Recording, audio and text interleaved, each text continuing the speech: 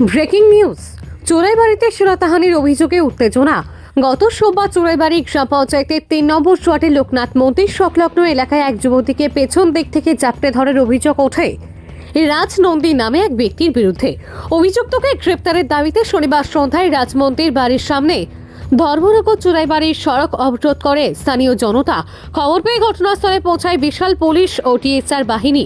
ভানুচন্দ্রের report, Assam crime network. কারণ আমাদের পাড়ার একটা মহিলা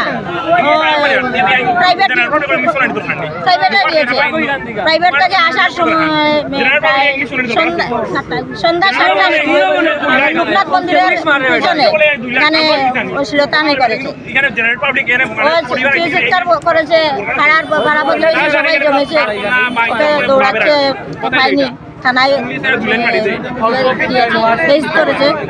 আজকে 5 দিন হয়ে গেছে, এখন পর্যন্ত ওকে গ্রেফতার করা হয়নি। কে করেছে? রাজনন্দী। ওর বাড়ি কোথায়? রাজনন্দী থানায় কি এফআইআর করেছেন? করা হয়েছে। পুলিশ প্রশাসন কি বলছে সেই বিষয় নিয়ে? গ্রেফতার করবে বলছে। আজ কতদিন পাড়ি দিল? 5 দিন হয়ে গেছে। আগামীতে যদি পুলিশ প্রশাসন আসামিকে অ্যারেস্ট না করে তাহলে আপনারা কি করবেন? আমরা গ্রেফতার না করা পর্যন্ত এই রাস্তার উপর আন্দোলনটা করছি। কি ধরনের গাফিলতি? এই আইও বলেছে এই 5 দিন হয়েছে, আমরা একটা মহিলা এসে বলেছে আমরা ওনাকে অ্যারেস্ট করবো না, আপনারা মেয়েকে কোর্টে নিয়ে যান। এটা কি খুব হয়? অ্যারেস্ট করবে না? হ্যাঁ, করবে না বলেছে। কারণটা কি জানিয়েছি কি আপনাকে?